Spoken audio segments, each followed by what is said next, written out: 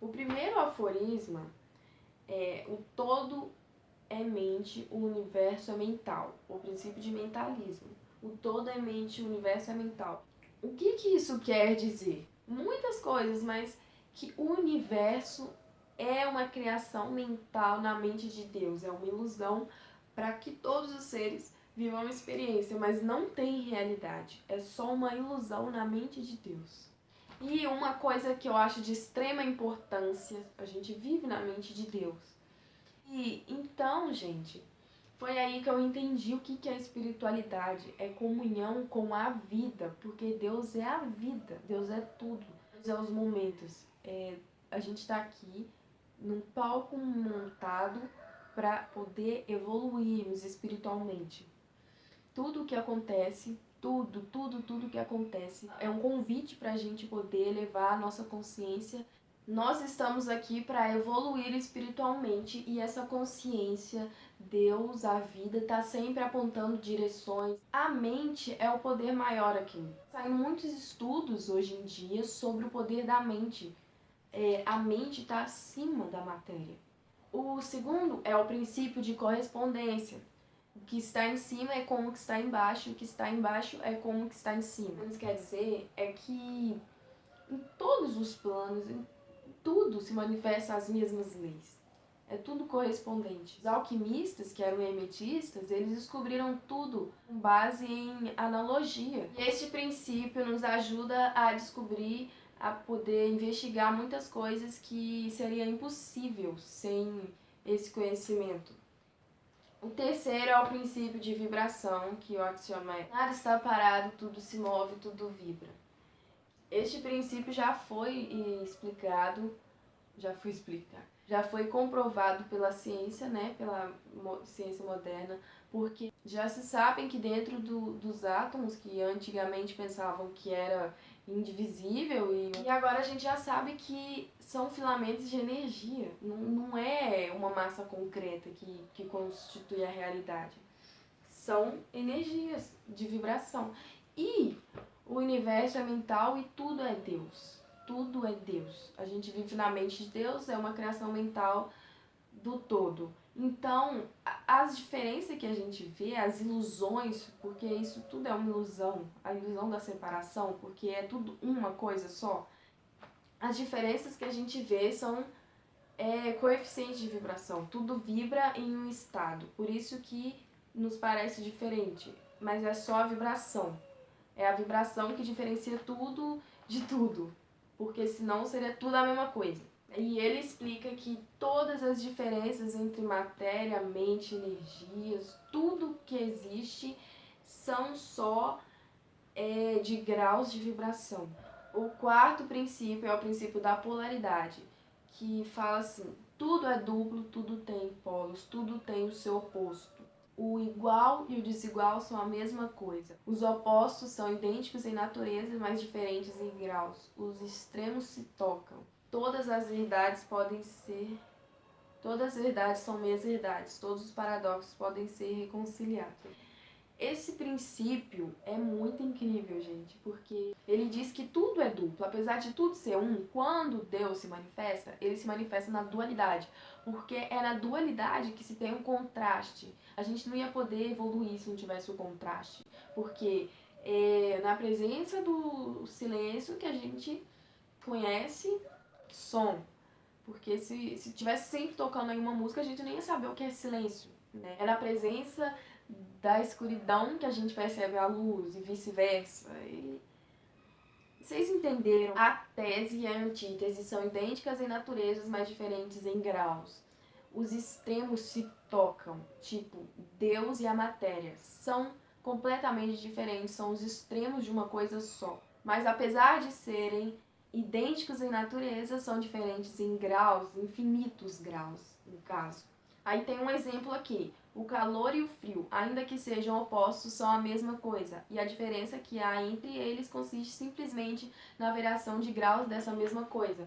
Vou usar um exemplo aqui também sobre o amor e o ódio, que são a mesma coisa, que é a atração. A gente vê em vários desenhos que a pessoa, quando odeia a outra, ela dedica praticamente a sua vida a ela. Ela fica planejando a vida inteira a vingança, fazer alguma coisa contra, dedica a sua vida para a pessoa. E trazendo isso também para nossa vida, quem nunca já teve um inimigo e tal? Eu mesmo já tive gente que eu não gostava, mas aí parece que eu ficava só pensando numa pessoa, eu entrava até no Facebook da pessoa, muito esquisito, gente. É uma atração mesmo, igual o amor. Aí uma coisa que ele diz aqui: os extremos se tocam. Tudo existe e não existe ao mesmo tempo. Todas as verdades são meias verdades. Toda verdade é meio falsa. Há dois lados em tudo.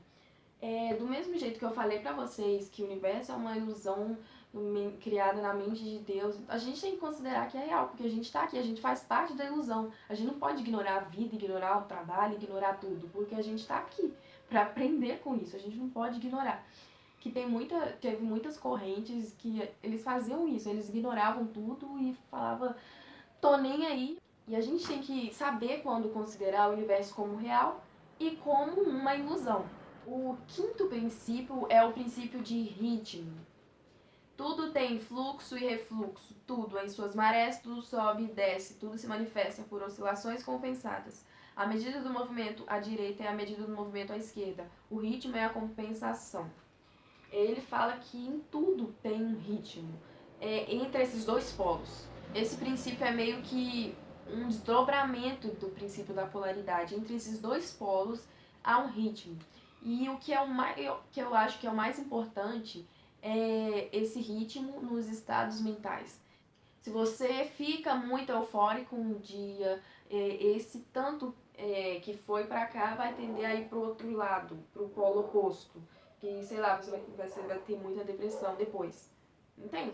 Esse princípio é muito importante no caminho da espiritualidade, porque ele nos ensina a encontrar um equilíbrio, um meio, que é justamente o que, sei lá, Jesus ensinava, a ter um meio, um ponto, um equilíbrio, sabe? Porque senão você vai ser arrastado, porque se vir muito para um lado, vai muito para o outro. Você tem que ir ou pouquinho, bem pouquinho, porque aí vai tender a ir pouquinho para o outro lado, entende? O quinto princípio é o princípio de causa e efeito. Toda causa tem o seu efeito, todo efeito tem a sua causa. Tudo acontece de acordo com a lei, o acaso é simplesmente um nome dado a uma lei não reconhecida. Há muitos planos de causalidade, porém nada escapa à lei. Esse princípio eu acho que é o mais conhecido, né? Que é tipo a lei do karma, que fala na Bíblia o que você planta, o que você colhe e tal. Como eu falei no primeiro princípio, que o todo, essa mente consciência, essa consciência, ela é inteligente. Então, nada que acontece aqui é aleatório. É projetada pela essa consciência divina. Então, ele não faz nada por acaso. Não existe acaso. É sempre a lei agindo. Uma coisa que eles falam é sobre você não ser mais efeitos. Tem gente que fala, eu não posso ser melhor porque todas as minhas outras, não sei quantas gerações foram desse jeito, então não tem como eu ser diferente. Tem gente que põe a culpa no signo, eu sou assim porque o meu signo é tal. Tem gente que fala que é por causa do momento histórico, é por causa da sociedade, é por causa disso, é por causa daquilo. E eles dizem que os mestres, eles dominam o seu gênio, o seu caráter, suas qualidades, poderes, se governa, vira o mestre da própria vida, o que todos nós deveríamos ser. E o sétimo princípio é o princípio de gênero. O gênero está em tudo, tudo tem o seu princípio masculino e o seu princípio feminino. O gênero se manifesta em todos os planos. Não está falando só de sexo. O sexo é só o princípio de gênero no plano físico, mas em todos os planos. Para criar qualquer coisa precisa dos dois, princípio feminino e o princípio masculino. Uma pessoa que tem uma ideia muito genial é uma pessoa que teve uma grande estatura espiritual. Esse é o masculino. A maioria das pessoas só tem o feminino, que geram ideias dos outros. Uma pessoa vai lá e planta uma ideia nela, mas uma ideia só é nossa quando os dois são nossos. O feminino, ele gera em todos os planos o papel de gerar. Planta a semente e a terra gera. Assim é a mulher com o homem. Então é isso, gente, por enquanto. Quem assistiu até aqui, muito obrigado.